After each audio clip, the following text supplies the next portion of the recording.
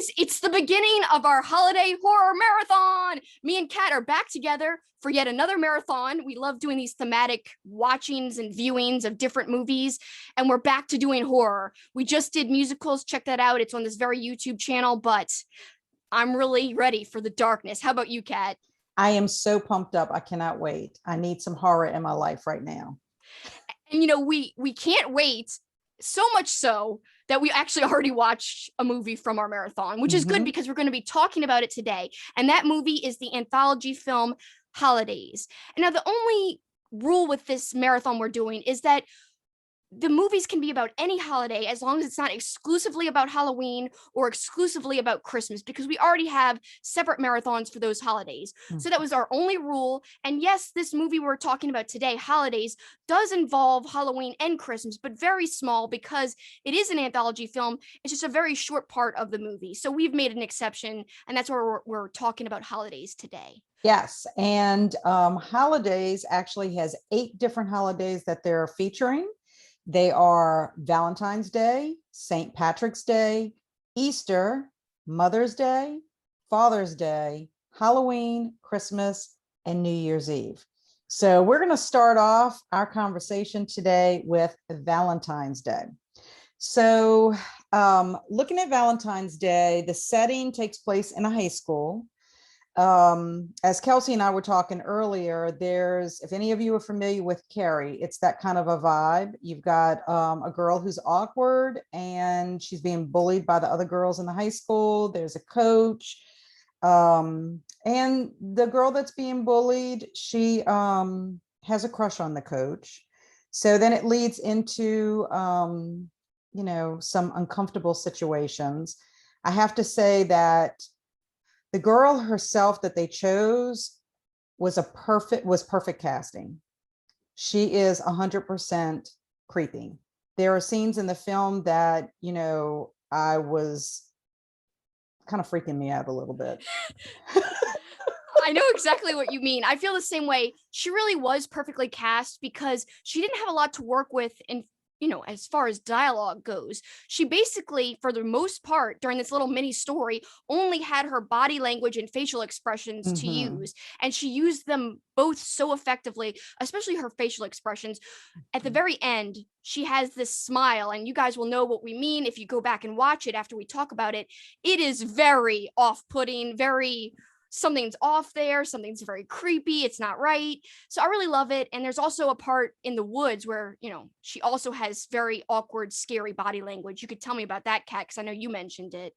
Well, yeah, she ends up following someone home, and as at first it's like he kind of thing. I'm gonna go and do what I'm gonna do, you go where you're gonna go, you don't even live this way, kind of in this way. And every time the one character is walking, she walks. Every time the one character turns around, she stops and stares. And it's just such an uncomfortable feeling to have, if just knowing that somebody's following you in general. Right. But it's the fact that when you turn around, she's still there. And there's a lot of tension in that scene, and it's all done without saying anything. It's great. Right. I love it. But I do think that's part of it. I think that's why she makes you so uncomfortable and makes other people uncomfortable, is that she does not talk, and it's the quiet and the silence. And it's almost like, what are you thinking? Yeah. And the more uncomfortable you get, the more you just feel like this is not going to end well. Yeah. And the actress, like we both said, I mean, she did such a good job because she not only played creepy at some instances, but she also had to play awkward and actually sympathetic. Because in the beginning, you're so sympathetic for her. Like, oh my gosh, they're calling her Maxie Pad because her name is Max. So like, that's where I got the Carrie feels and vibes when they were making fun of her, calling her Maxie Pad, and in front of the coach and everything. Just scream Stephen King's Carrie, like, right in your face. But yeah, she did such a good job because you do feel some sympathy, but then you're like, oh, so it's awesome. We got to recommend that story. Really good part of the movie. So now, any final thoughts before we move on about Valentine's Day, Kat? No, I would just say definitely watch that one. Yeah. All right, so now we're going to move on to the next holiday represented in the movie, and that is St. Patrick's Day. And I got to say, I loved this story mostly. There are some like absurd things. I'm not going to get into it because I don't want to spoil it for people who haven't seen it. All I got to say is if you guys watch it, I'd love for you to message me about it because like there's this great part at the end. I say great because it's so out there and here's my favorite word. It's ridiculous. Yes. And it is. There's something happens with a creature and some Elvis hair and it's all mixed up together. I'm not going to give you any specifics, but Elvis hair, creature, blah, blah, blah, blah. You get my drift. It's really weird. But the whole beginning part of the story is really very well done. There's this little girl in a classroom, a teacher who wants to have a baby desperately. Things progress, things happen. How it's related to St. Patrick's Day is it all kicks off where they're watching a video about St. Patrick's Day, explaining why, he drove the snakes out of Ireland. And the kind of symbolism for that and how it's more to it than just driving out literal snakes and things progress from there. There's a little girl in this, just like in Valentine's Day. She's younger than the character from Valentine's Day, but she's just as creepy. What did you think about this, Kat? Well, that was what I was going to bring up. The little girl is super creepy. And all I know is she progresses in her creepiness because in the very beginning, she's creepy because she's just staring at everybody, just staring at the teacher the whole time. And, the teacher's very sweet and she's trying to welcome her because I believe the little girl just moved there. Yeah. So she's like all by herself. She hasn't made friends yet. So the teacher is kind of befriending her. And then something transpires. And the next thing you know, she's smiling incessantly at the teacher to the point that it's so uncomfortable to even watch. Like you just want to be like, could you please stop smiling? And the teacher at one point does say, stop smiling. And Right. that part was great. And then something physical happens and the girl is still smiling though. Like, oh my gosh. Oh yeah. Perfectly played. And the scenes in there are just so great. There are so many great scenes, I think. Until it gets, there is the little absurd part towards the end, but I will say there's also frolicking in a field and then some still shots of the frolicking. That part made me laugh so hard. But like all together, when you take it all together, it had every great aspect of a horror movie. Because sometimes the best horror is scary, unsettling, but also sometimes so out there and over the top that it makes you laugh. So I think it had all the best elements of my favorite types of horror. So it's all there in that one story. And to me, to do that in such a short amount of time, because these mini films within the larger film are so short. Right. To do that in that such short amount of time is very masterful, if you ask me. Well, and there were a couple of films, we haven't reviewed all of them yet, but there are a couple of the films that kind of end abruptly and almost allow you to decide, right, what you think happened or whatever. But Valentine's Day and both St. Patrick's Day wrap it up. You're going to pretty much, guess what's going to happen next when it ends. But I like that, you're not left, it's not an ambiguous ending at all. Right. But definitely I would definitely want to watch this one. It's good. It is really good. And I got to say, so we just had our musical marathon and there is a mention of Danny Zuko, the character from Grease. So perfect timing. And that goes with the hair. So you guys look out for this hair reference and you'll be like, oh my God, this is what Kelsi meant. Yeah. Yeah. Yeah. Kelsi definitely loves the hair. I don't know. I'm kind of like freaked out by it. Like it's not scary at all. It's just like, I'm left questioning, like, why is it there? What is going on? Why? We almost wonder whoever wrote it. Like, what are you thinking? Like, what is, because if you think about it, like the first one had like a Carrie feel to it. Yeah. This had that, Danny Zuko feel to it, like, was it meant to almost be like a musical? You almost wonder if that ending part was supposed to almost be like what you Sound would of see music in with right. It felt like that. Yeah, it did. I did think of that. And that is a great observation because maybe that was on purpose. Yeah. That's what I'm saying, that you wonder, like, because I kind of feel like when you look at each one of these little short films, there's something in it, like it's almost like it's an homage to somebody, or I don't know. It's like you wonder, and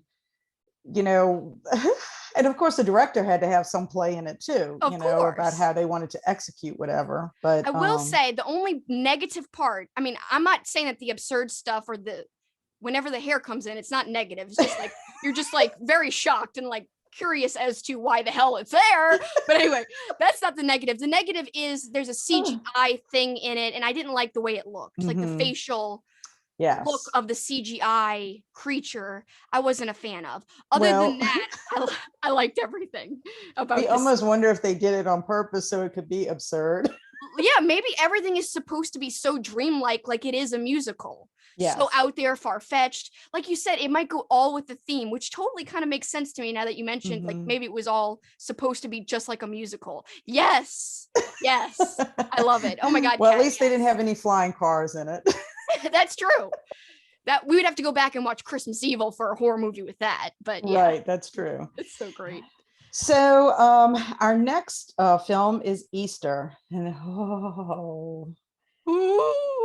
I'd say this is the scariest one. Yeah, I agree 100%. In fact, Kelsi saw Holidays before I saw Holidays, and kind of hinted that this one was like, it was going to be scary, probably the scariest one of all of them. But when I saw it, I'm just going to say, I don't usually get too creeped out watching horror movies, but I don't think it's going to take me a while to get back to getting up in the middle of the night to go get a glass of water. I think I'll just stay in bed and be a little dehydrated, or start putting water next to my bed. And secondly, I had to close these blinds on my back door window, because the creature that is in this movie is disturbing, to say the least. Oh my God, yes. It's basically, a little girl. She's confused about some things surrounding the Easter holiday. Her mom tries to set her at ease, and she basically makes the mistake of getting up in the middle of the night to get a glass of water. And then there's some kind of thing.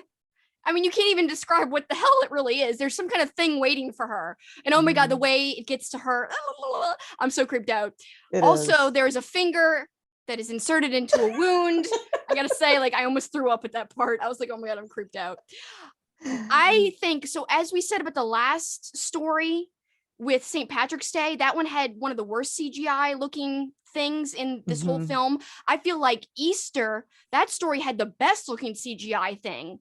It might not have even been fully CGI. It might have had some actual elements, like makeup elements. I don't know, but oh my God. And I gotta say, the thing that you're so scared of in the Easter story, it's kind of a mix of commercial, like Easter commercialism, and also religious imagery. It blows your mind the way it looks and how it sounds too. I didn't even tip on that, the voice of it, because it does speak. I don't think that's giving too much or spoiling too much away, but oh my God. And what ends up happening, I'm not even going to approach that. It's just, you are like very sad about the end and like, no. And then, like you said, no more water in the middle of the night. Bad exactly. And it's I honestly have to say, that something has touched a nerve when you're thinking about it. Yeah. Like even the next day, like even today, I thought about it. And at lunch, I had to share with my friends while we were eating lunch, because I'm like, I watched a scary movie last night and blah, blah, blah. But let me tell you about Easter. And their minds got blown.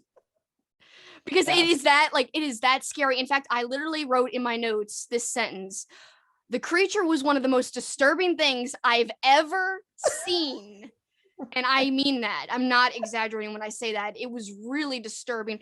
Talk about a well-made creature or thing or whatever you want to call it. It was so well designed. Right. And the production just did such a good job at bringing it to life to where you actually thought it looked believable. Right. That's why you were scared of it. Well, whereas the other thing was not believable in St. Patrick's Day. Right, exactly. It was not. And in fact, while we were talking at lunch, my friend Julia brought up, oh, that's just like that Chucky doll. And I said, oh no, Julia. I said, Chucky is little, and I know he wields a knife and all that kind of stuff, but you could kick Chucky if you needed to. So this creature, you could not kick him. No, you couldn't kick him. No. So, yeah, definitely. I mean, I don't know. I would definitely recommend it, but you just have to be prepared. It's probably like nothing you've seen in Oh my quite a God, yeah. while. It makes me excited for all the Easter stuff I'm going to watch and read. I'm like, yeah, Easter. Who knew it would be such a good setting for a holiday movie? But it is. I know. Yeah. I totally agree. And it just went in such an unexpected way. I mean, once the little girl started talking to her mom, I was like, I think I know what's going to appear. But like, in terms of someone even having that idea, I'm like, that's genius. Mm-hmm. Just the creature that they came up with. It was a Mm-hmm. genius idea because Mm-hmm. it is a confusing holiday because it's mixing so many different elements together in terms of commercialism and religious aspects. And yeah, oh man, it was great. I love that story. Can't recommend it enough. But I know. now we've got I'm to the move same on to the way. next one, unfortunately, which wasn't as good, I gotta say. So the next story, Mother's Day. Mm. So Mother's Day, it really had more to do with, I gotta say, so this isn't spoiling anything. It happens right at the beginning. There's a girl who says she basically gets pregnant every time she has sex. That's horror enough. You could just end it right there. To me, it's like you kind of spoil the story a bit when in the first 5 minutes you say that. I'm like, that's Right. enough for me. Just that's the horror story. The end. That's it. Right. That's scary. You have no control over your own body at all when you're already taking precautions. So to me, that's scary enough, but it goes further than that. She tries to Mm-hmm. get help to solve this problem, and things go really bad. Mm-hmm. Things go literally the opposite direction that she wants them to go. She doesn't want to have a baby, and yet I don't know if that's gonna work out that way to where she's gonna have her wish come true. We'll see. Anyway, I don't think it was the best story in the bunch. What did you think about it? Yeah, I have to agree with you. It seemed a little disjointed. Like you said, it Yes. starts off, I mean, I was expecting a totally different outcome. You think that you're meeting like her obstetrician seems like she's very understanding and sends her off to stay with her sister, kind of like to help her through this situation. And then she gets there, everything seems pretty nice, seems like you go into a spa for the weekend or whatever, but it just takes a totally different turn. And then I'm like, I don't really understand, um if she's trying to prevent having a baby, why is she here, kind of thing, Yeah, I mean, like, because the doctor said, okay, traditional medicine probably will not help you, especially because you're saying you're taking all these precautions already. So why not try something that's more spiritual? But the whole idea of this spiritual retreat is for fertility, not for the opposite of fertility. So why would she even think that this would work? And as soon as she gets there, it's everybody kind of, it almost seems like the other women are doing exercises for fertility, not the reverse. exactly So to me, exactly already, if I was that character, I'd be like, I'm out of here Right. already. I just didn't think, I mean, I don't know. I didn't think I didn't think the plot was very tight, I guess I mean, it just seemed like it was trying to go in one direction and then it floundered and and then Yes. it was almost like it was two different stories. It's like the person said, I'm going to have this idea. This woman gets pregnant every time Yes. she has sex, pretty horrific, what's going to happen to her, kind of thing. And then you've got like the second part, like it was almost like two movies sandwiched together, and the only thing in common was the woman and the doctor. Yes. you And I got to know say, there's a whole bunch of unanswered whys. Like, why is certain things happening? Mhm. And also, the end is so unsatisfying. To Oh, me, you could yes, have kept yes, going and yes. answered a few more questions and it would have been scarier. Hmm. The ending is just so abrupt and like it could have been more in depth, a little more, I don't know, substantial. There was nothing there. Right. It's almost like whatever they did at the end was like to shock you, and almost like, I'm trying to save my film. Yes. Ta-da, kind of thing. And then you're like, really? I mean, like you said, unsatisfying is definitely the best word, to describe it. I mean, there was no rhyme or reason. Like, yeah, the end was almost like a jump scare type situation, but there was nothing behind it. So it's like, that's why you're like, I don't mind jump scares and I don't mind like things that make you pop, like, oh, but to have nothing behind it, that's just Hmm. cheap, very Hmm. cheap. Yeah, and I couldn't even make a backstory.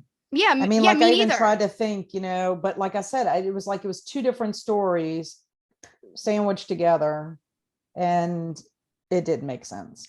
Exactly. So that So, one, not our favorite. But on to the mm-mm. next one, which I think we have very different opinions on this next one, by the way. Yes. Yes. Okay. Well, the next one is Father's Day. And the thing about Father's Day, I watched it, paid attention, and then it ended, and I said, what just happened? It was creepy, and it was interesting, and it was drawing me in, and I wanted to know what was going on. I mean, basically, this woman who's been separated from her father for many, many years. I believe she thinks he's dead, Yeah, her mother because the told mother has her. told her that. Yeah. And she ends up getting a mysterious package in the mail, and it is a cassette tape, which I thought was hilarious because cassette tapes in this day and Yeah, I age, know. so it kind of dated that, but But he must have recorded it way back when, oh, that's true. because Okay. they That talk about that makes how it was sense. recorded on the beach, and actually the little girl, or the woman who was then a little girl at the time of the recording, she was with the father the day he That's true. disappeared and Okay, the day he so that would recorded it. make sense. That would make sense. Okay, yes. I'm thinking modern times, But and it's true. Yeah, no one owns it. In fact, I'm well, surprised. The more unbelievable thing is that she had double, what was it? the batteries. It was Yeah. C batteries. C batteries. Yeah, those are Wasn't it even C harder. batteries? It might have been D batteries. Because they were big. Yeah, and But I was that's surprised that she even had those, because to me that's more unbelievable than the cassette player, that she'd have the right. Well, but batteries at there. least at least the dad had forethought to send The player and the everything. player with it, because Yes. otherwise she would have been out of luck if she would have just And got there's the no cassette Circuit tape. City or anything anymore to go to or something for like a tape Exactly. player. But the thing is it's this mystery, and you're listening to this conversation. The father's talking to her, but then there's parts where he's talking to the daughter when she was younger. So it's really suspenseful, and like what's going to happen, and then the end. I don't know. I'm like, what was going on here? I don't know. So I asked Kelsi, I'm like, uh, can I say what I thought it was? Yes, say what. And I think this one's Okay. okay Well, to I go into thought, depth well, because you can't talk about it. It's not really. You can tell the whole time that there's something that's going to happen to this girl involving her father. She's slowly going towards something bad. I mean, even though it involves her dad, it's obvious to the audience that it's something bad. It's very well, creepy. It's very eerie. and It's the not going thing to be a is, happy reunion. So to well, and me, the it's mom, okay to say what you think because well, you can't talk about it if not. Go ahead. and the mom says that he's dead. So I kind of thought, well, she's going to this creepy place. It's dark. It's desolate. Is he a vampire? Is that why he's in this dark, desolate place? That's, you know, so I don't know. My question wasn't answered, but Kelsi had a different take on it. And then I said, Yes. well, I guess that could make sense. To me, the whole line that sticks out is you came here willingly. And then I just think it takes on a whole type of maybe possession angle. You Mm, never see that happening, so you don't know. It's kind of left unanswered, but I loved it, and I'll tell you why. It had a uh, really great atmosphere. It was slow, mhm. and I love slow burns. A few of my favorite things are slow burns, including this movie called The House of the Devil, which is funny that that's one of my favorite slow burns because this actress in Father's Day is the same actress in the Oh, movie that, The House of the Devil. Her oh, name is that's pretty, Jocelyn Donahue. that's funny. Isn't that funny? So not Hmm. only is she in this and it's a slow burn, and The House of the Devil is a slow burn, but also both involve she's playing cassette players in both things. In Wow. House of the Because I was Devil, almost going to ask you, do you think the House of the Devil, like, you would have to almost see when was House of the Devil made? I have to look that up, but I think it was not that long before this one, but I think it was before this one. So you So almost wonder if they took the theme from yes, House of the Devil. Do you think, I mean, and, I'm and I looking it almost up. want to know, who is your director? Who is the screenwriter of the film? Of course, I can't remember for Father's Day, the mini film. I don't know. Hmm. Hold on. Oh, yes, it actually House of the Devil was way before this. So House of the Devil was in 2009. This is 2016. So Okay. yes, it's almost like it's so funny that they chose her to be in the one with the cassette tape because she's walking around with a Walkman because it's set in the 80s, The House of the Devil. It's even shot like it's filmed in the 80s. However, it was filmed in obviously 2009. That's why I love it. It's really very, very authentic to the 80s era. And I love that about House of the Devil. So not only is it a slow burn, but it has some cool 80s nods in it. And it just looks very 80s. And she's listening to like her little Walkman and like carrying it around all over the place during the movie. So it's so cool that she's like listening to a tape with the same type of headphones in this little short. I'm like, oh my God, I love her. I can't believe it. Well, could it have been like a mini version of House of the Devil and her dad is the devil? Yeah, like to me, it's like, wow, like devil possessed. Like that's why maybe it made sense to me because I know the actress and it just felt very similar to me. And it was also a slow burn. So I was like, I love this. And by the way, House of the Devil is one of the most underrated horror movies. I love it. I've got to recommend it 100%. If anyone hasn't seen that movie, go check it out. It's really good. I will put that on my list. I love it. Yeah. It is a slow burn, but it's got a really good ending. I think you'll like the ending better than this story. Well, I have to say, I mean, leading up to the ending, I liked it because it was built in, I mean, it was built in suspense and, you know, you know that she's walking into something that, I mean, you think is not going to be safe. It's not going to be what she thinks, Right. you know, but at the same time, you don't really know what's going to happen. This actress, she was also in Doctor Sleep, which I don't remember. I saw Doctor Sleep, but I don't remember what role she played. I don't either, unless she was part of Rose the Hat's crew. That, or she was just like a part of the family of the little girl, maybe. I don't know. I can't remember, but she's apparently in that too. We'll have to look that up. Yeah, we will. But oh my gosh, I loved her in this. So I got to say, you didn't like it as much as me, but I really liked it. And I took a whole different take on the ending. And I thought whatever the dad was, you got a little glimpse of him. And I thought that was well done in terms of special effects. I liked that a lot. Right. Yeah. All right. And now we move on to the next one. What do you think, Kat? Well, Halloween. Yes. I have to say, the premise of it was pretty good. It was a bit vulgar though. Yes. And that, I think, I watched it through but I have to say the vulgarity in it was a little bothersome for me. Yeah. I mean, I'm not saying I'm a prude or anything like that, but I think sometimes I think it was a little overboard. I think it could have been a little more subtle.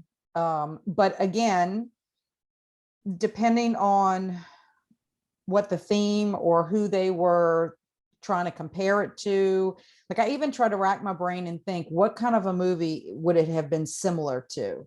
Yeah. You know, to just kind of see what direction they were going.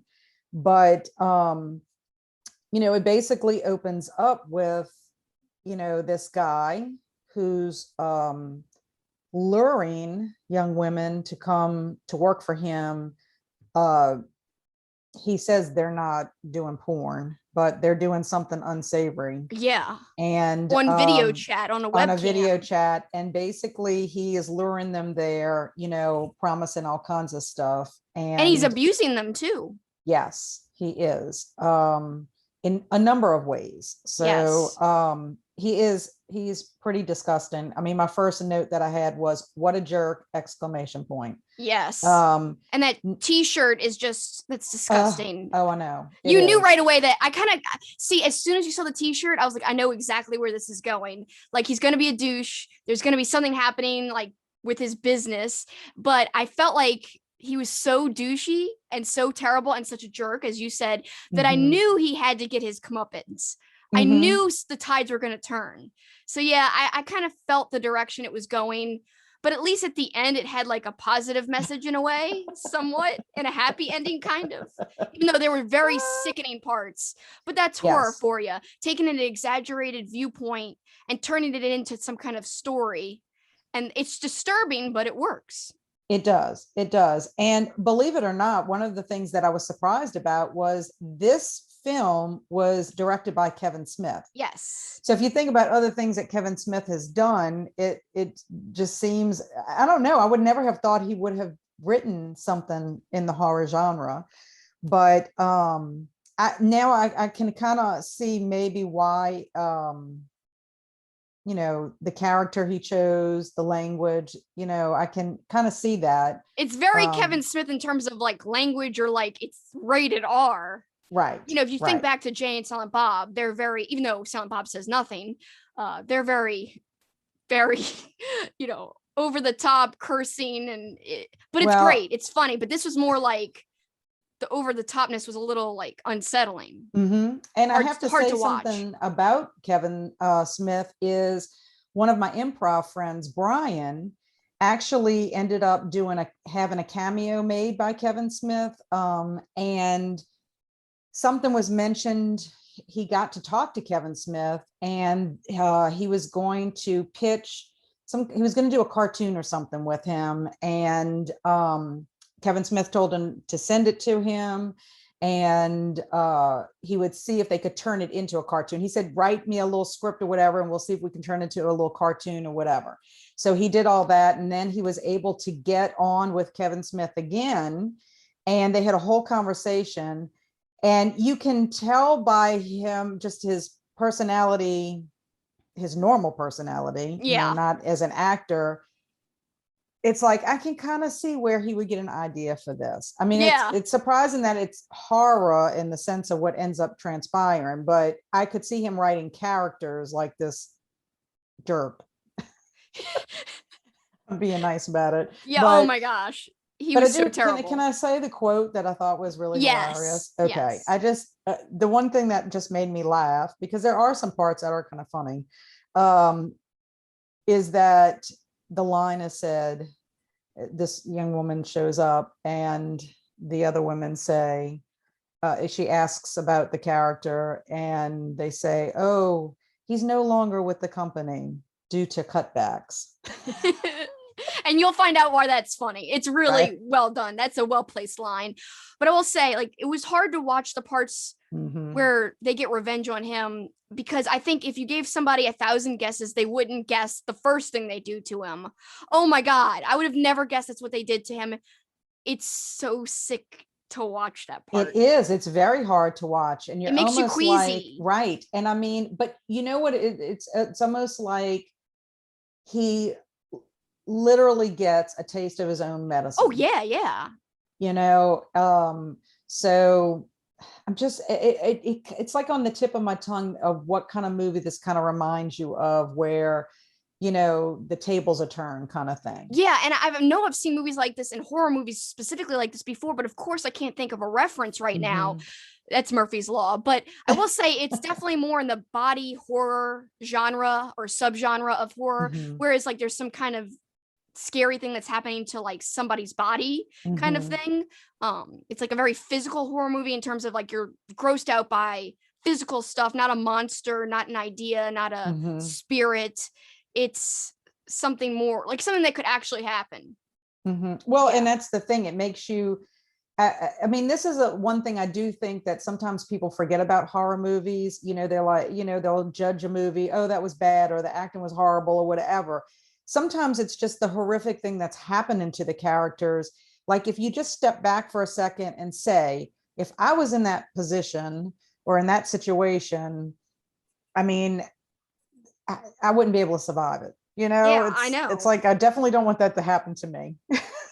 Me. Of course, I wouldn't put myself in any of those positions or act like the jerk, but I mean, I don't think we'd do anything to deserve that type of revenge being taken on us. So I think we're safe, but oh my God, yeah, I wouldn't want that either. So I will say one last thing about the movie, this particular mini film movie within the larger movie, is that, oh my God, it was hard to watch. I would say that's not my favorite, but it wasn't my least favorite either.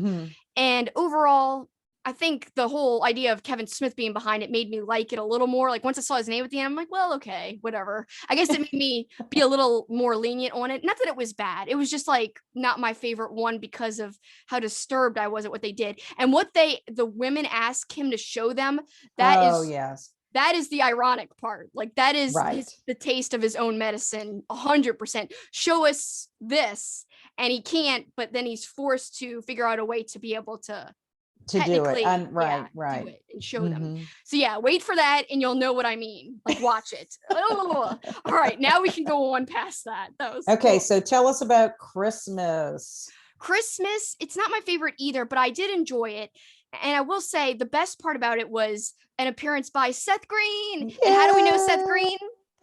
Buffy the Vampire Slayer. And plenty other stuff, but like for you and me, Buffy.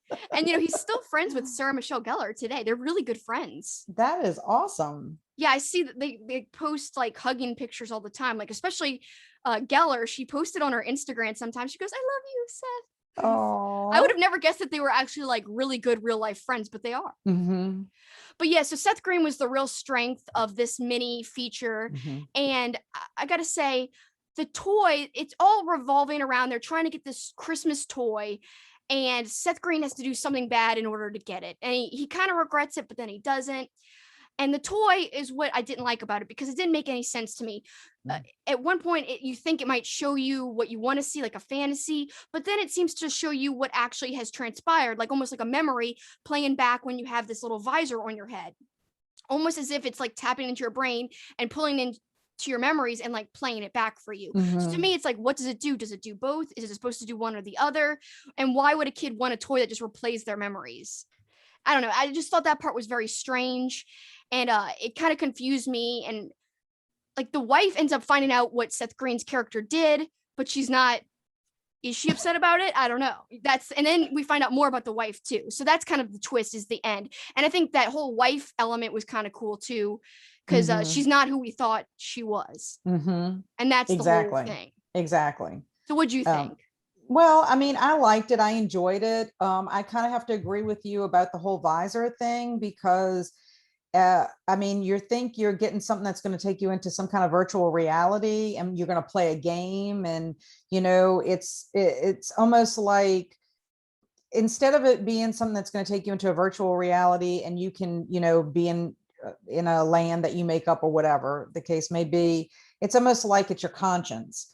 But and it's almost like the device, it's like it has some kind of an element, almost like supernatural, that whoever's wearing it, you're going to see maybe something you've done in the past, and it's going to haunt you, or you're going to see something that somebody else did, and now you've got blackmail material or something, or because the son, the Seth Green's character as the father, and then the mother all see something different. Right.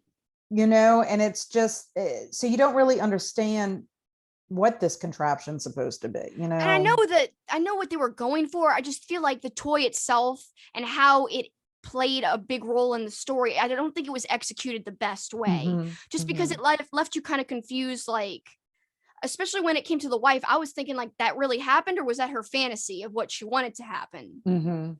So I was kind of confused, because at one point it was showing Seth Green a fantasy that had not happened, but that he probably wanted to happen, like a sexual type fantasy. And then it started to show him things that he actually experienced. Exactly. So then you almost wonder, does the device tap into your subconscious? Like, is Seth Green's character having this fantasy because that's what he wants to happen, and it's tapping into, I don't know. That was one of the things I think, if they wanted to do something where it was going to reveal your inner self, like maybe just say, like, okay, this will like show you what you want in life, nothing about games, nothing about exactly. But instead, that's the part that's confusing, is because it shows Seth Green his past, like what he had done to get the toy. It kept showing him that. That's the part that was confusing. Like, how is it replaying memories? It's not showing the future or what you would want the future. So it was kind of like, it didn't make a decision and stick with what the toy was supposed to be. However, they did try to play that off by saying some people will have adverse reactions. So when he called the toy manufacturer and tried to like figure out what was going on, they were like, well, some people had adverse reactions. Let me tap into your feet and see if there's a glitch. So they kind of tried to, I to guess. save that, right? Yeah, but it didn't work Because for I'm me. sure they have, I mean, it's almost like having a disclaimer because I'm sure we're not the only people that are confused by that. Yeah, but overall, it was decent. Like I said, Seth Green was my favorite part, though. Yes, I have to. And also, I mean, I did kind of feel like there was a nod to Dexter. So, Yes, yes, it did have a which is Dexter one of my feel. favorite TV shows. Me too. I love Dexter, and it's coming back. Yeah. Oh my god, I'm so excited. I have to rewatch. I should rewatch all the other seasons before it comes back. I'm very Yeah. excited I about it. loved it.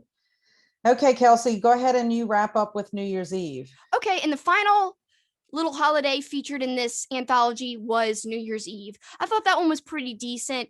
I feel like the whole theme of it was you're expecting one thing and then the tables are turned on you by the Mm-hmm. end. And I really like it. It's like this guy who's like a serial killer and he's taking advantage of women. He's obviously using like a dating site to do this. And I will say, there is actual horror in it, but one horrific thing is Guy's teeth and how he actually calls attention to his teeth on this date with this girl. And Mm-hmm. the whole idea of her not being freaked out by the teeth, that tells you something was wrong right there. That she's not running for the hills when he's like, oh, let me see your teeth. Oh, your teeth are so nice and shiny. Meanwhile, you could see visibly his teeth are like yellow as hell And and they're the worst teeth. gross. Oh my God. Why would he even, knowing he had teeth like that himself, why would he even bring this up on a date? I don't know. I don't know. Anyway, that was pretty funny, but I liked this story. Yeah, you, teeth and hair. I connected with a lot of different elements of the body, I guess, which were featured in Right. this little anthology. But I will say, so basically, it takes place on New Year's Eve, and this couple goes on a date, and unexpected things happen. Mm-hmm. Like Well, and I have to say, I really did like the casting of the girl. Me The, too. yeah, I thought she was really, really good. And now that I've seen it and I know what's going to happen at the end, it was sort of like there were little bitty clues, Yes. leading up to it that you miss, and then you're like, when you think about it, you're like, now I understand why she did this and this and this, Right. So I thought it was a very satisfying ending. Me too. I loved the ending. I was like, yes, that's what I wanted to happen. So, woo. I definitely didn't want Well, the other option to happen. oh, I know. Yeah, like I'm glad who came out on top came out on top. Mm-hmm. Yes. Mm-hmm. Well, I have to tell you, I did make an observation Go ahead. about all of these films. And that is that every film is female focused. Either there's like a strong female presence, whether it's the female comes out on top, or and I don't even know if really any of them don't come out on top, if you think about it. I mean, what did you think? Did you happen to notice that as well? I love that observation because I actually didn't notice that, but as soon as we were kind of chatting pre-chat and you brought this up and I'm like, oh my God, it blew my mind because once you said that, I was like, that is so true. Every story either has a woman who's like kind of the antagonist, or if she's like the main character, she either goes through some kind of change and Mm-hmm. either left on top or left really bad off at the end. So all these different situations, but one thing that is central to all the different situations is that the woman is at the center of it. That is Mm-hmm. so cool to me. That's the big common thread. And I love that you had thought of that because I didn't. And once you said it, I was like, oh my God, light bulbs. Such a great Right. observation because it was like there was not really a main character that was the focus of any story, even Father's Mm-mm. Day, which was really impressive how they did that differently. Right. And even Christmas, even though the main character in Christmas really was centered on Seth Green's character. I mean, if you think about it, The the big thing presence of the about the wife, story is right? the wife. I mean, the big Exactly. like, oh yeah. Yeah. So So I mean, I thought that was well done. I mean, I'm sure that there was some discussion about that because I mean, if you think about our Christmas anthology we had, obviously the theme of all of the stories that were in there was, Krampus, was one of the, underlying themes, I oh yes, guess. definitely it was. So but this, I just think it was, I mean, it was interesting. whether they did it on purpose or not. I mean, I do think they must have done it on purpose. I think they had to have, because it was just like, it just seemed too purposeful. Like there's no main character. And at the end, some of the women actually gained some inner strength and actually triumphed at the end, or like, became stronger. Whether or not that was a good thing, like in the case of maybe Valentine's Day, you don't know. So I don't know, but I loved that little element. And thanks for pointing that out, Kat, because it's such a great thing to notice that I would have never probably even thought about. Mhm. And perfect, because we just had International Women's Day not too long ago. Oh, yeah. So there you go. It was very appropriate, because Mhm. I watched it around that day and so did you. So pretty cool. So now we're wrapping up, and I think we're going to rank the stories. So do you want to kick off the ranking? Sure. Go ahead.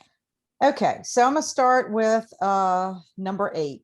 So you're going from least favorite to favorite story within Yes. this anthology. Yes, number 8, Father's Day. Oh no! Oh, that makes me sad. Because I didn't know what happened. I liked that one. I think I'm gonna go back and watch it again and see if there's any way I can figure it out and make a conclusive, decision about it. Number 7, Halloween.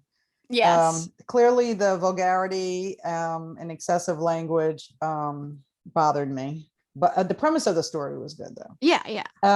Number 6, Mother's Day. Number 5, Christmas. Right. Number 4, St. Patrick's Day. Number 3, Valentine's Day. Number 2, New Year's Eve. And then number 1, Easter. Yeah.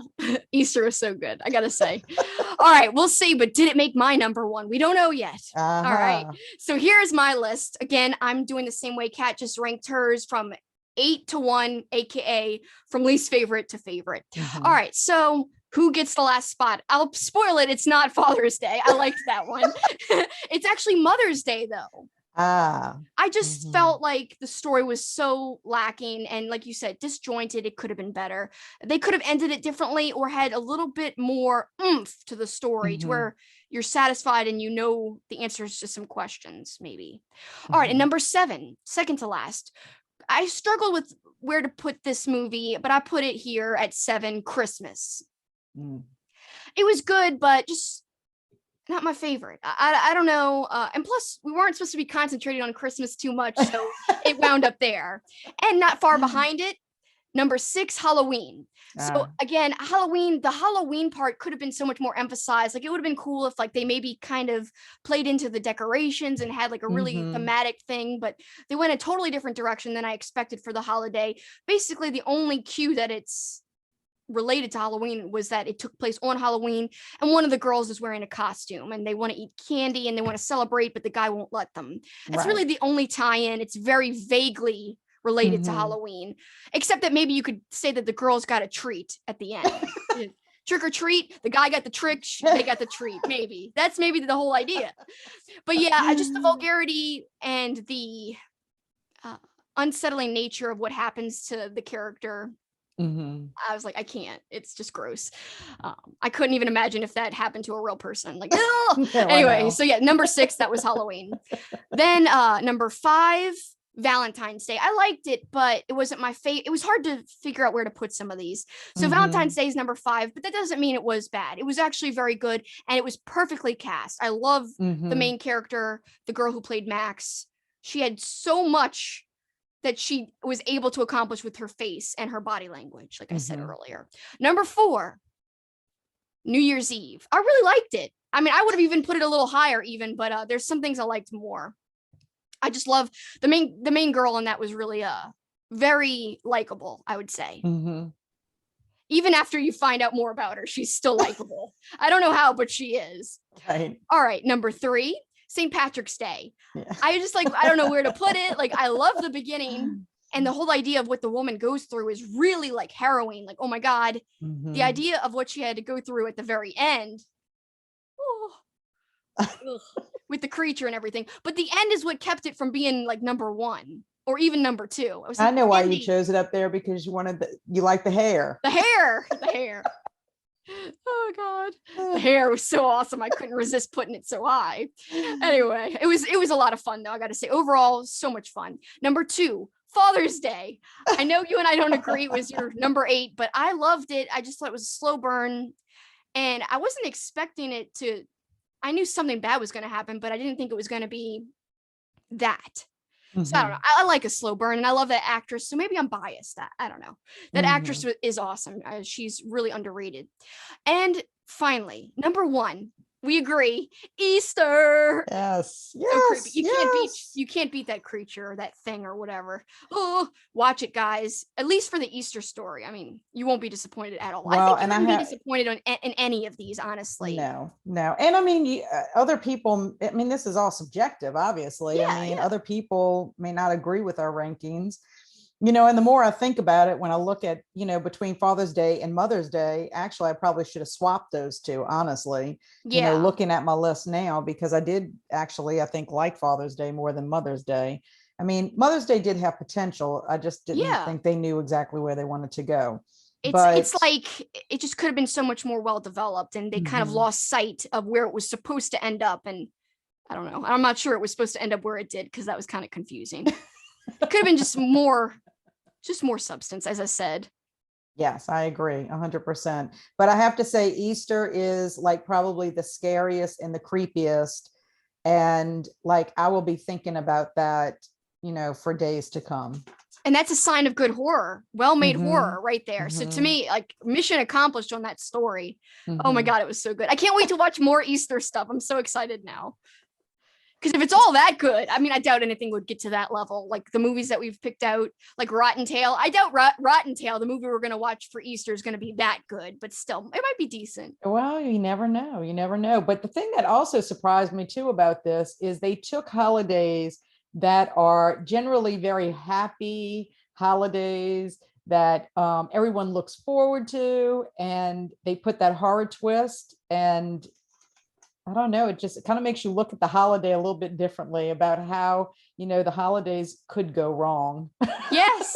And that's the beautiful thing about horror, tapping into so many different anxieties and fears. And, the quote is said with kind of trepidation. Oh, the horror. But we're saying it like, oh, the horror. Like, so to us, it's like, yeah. And that's what good Hmm. horror does. It makes you really think about these things long after you've seen them, or with horror fiction, long after you've read them. So Exactly. yeah, it's a wonderful genre that a lot of times gets crapped on for being, amateurish, for being kind of pulpy. And I just think sometimes if you do it right, I mean, the story lingers. Not a lot of other Exactly. stories do that, like other genres of stories or movies or Hmm. whatever. A lot of them don't linger like this. Right. So I'm so happy we're in our holiday horror marathon month, Kat. And I, speaking of the month and the I am rest, too. I'm so happy. And speaking of the rest of the marathon, let's talk quickly as we wrap up about what Mhm. other things we're going to be watching this month for this particular marathon. I know I'm going to list off the movies really quick. You've got most of them in common, but tell us Mhm. how you're going to be doing your marathon. Well, basically, I'm going to watch my movies as close as possible in the order that they fall in the calendar year. So basically, I'll start mine off with Terror Train, which is a New Year's Eve, and then I'll just go through the holidays that you're going to mention, as the 2 months progress. Because like other marathons we've done in the past, which we only usually do it in a month, we're going to actually have 2 months because of the number of films that we're going to watch. It's going to be a little So, nicer to have more time. It'll be a lot more relaxing. well, and also too, we're going to try to even read some books Yes. that are that are holiday themed horror, and then we're going to try to do food and drink, anything that kind of like go with the theme of the holiday horror. So I'm going to have to you find almost some need the extra time to do that, I think. I'm gonna have to find some kind of evil Easter egg recipe or something. I don't know. We'll see. I don't know what I'm gonna do yet. Deviled But eggs. oh my God, yes. Yes, that is so clever.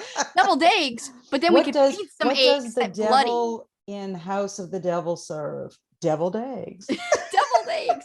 It's like my dad actually did put deviled eggs out for one of our Halloween parties, and he had a little demon like caricature holding the egg. Yeah, you see, that's perfect. There you go. That's what I gotta make.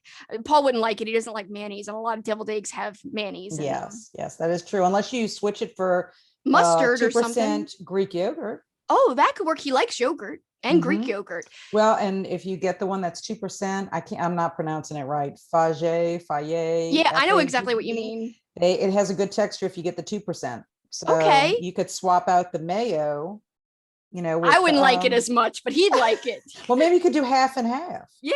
Like, make some for him, and that would be sweet. Great idea, Kat. I might actually do that. I'm going to write that idea down when we're done.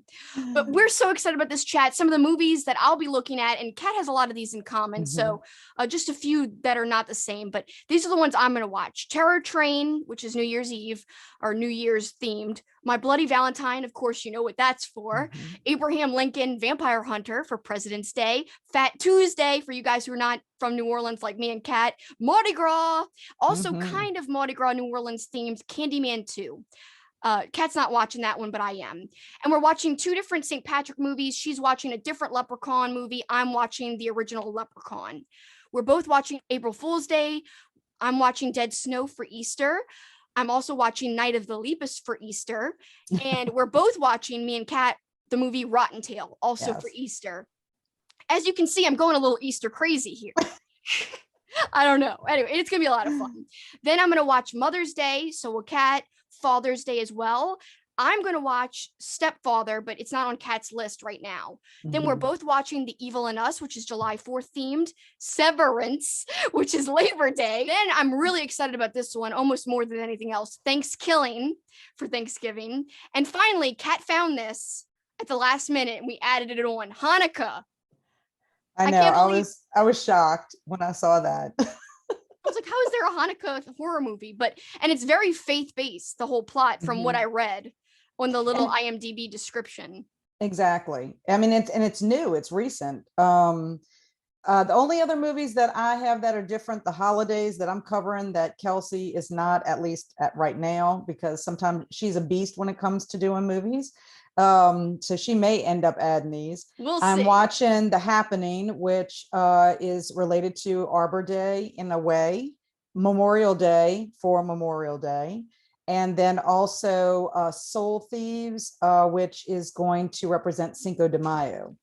But I think that's really the only ones that I'm doing holiday wise that you're not going to be doing, at Correct. least as of right now. But pretty much all the other ones we're on point to be watching the same movies and same years, because there are some My Bloody Valentine and April Fool's Day that are, I think, different years. Yes, but we picked the same version of the movie to Mhm. watch for Which the are the originals, which are the right. original films. I will say though, so we are going to check out this. It's not really the whole movie because it's hard to find, but a groundhog. It's like a compilation of all the kills from the movie. It's on YouTube. Kat's son, I believe, found it. My husband. Oh, it was Senior who found it. I thought you were saying Yes. Barry Jr. found it. Okay, so Barry Senior found it online. He found us a clip on YouTube that we could watch, and it's like all the kills from the movie Groundhog, which we could not find to rent anywhere. So we will watch that clip, and I think we could technically count it, but I didn't mention it. But we are going to check that out. Yeah, I kind of feel like it's like a short film at this point. But what was so crazy about it was I was lamenting to him about how we didn't have a Groundhog Day film, and we were so excited about this film, and we couldn't find it anywhere except for the trailer, which is kind of disturbing just watching the trailer. Oh So my God. that was one reason why we ended up adding Hanukkah, because at least we could, if we watched the trailer at the time, we could count it, but then Hanukkah would be added to our list to kind of replace it. Well, I'm telling him this, and as I'm talking to him about it, he's researching and he says, "Oh no, I found it." And I'm like, I can't even believe it, because Kelsi and I scoured everything. So apparently we didn't find the right thing. Yeah. So he sent it to me. I sent it to you, and I don't know. Now we're going to watch it. We're going to watch it. It's not going to take very long. And from what I've just previewed, it's going to be pretty disturbing. And also bad acting, I think. I mean, even the trailer, you could see it. Oh God. But like the kills look cool from what I saw. Yes. I only watched like not even a minute, like 30 seconds of it.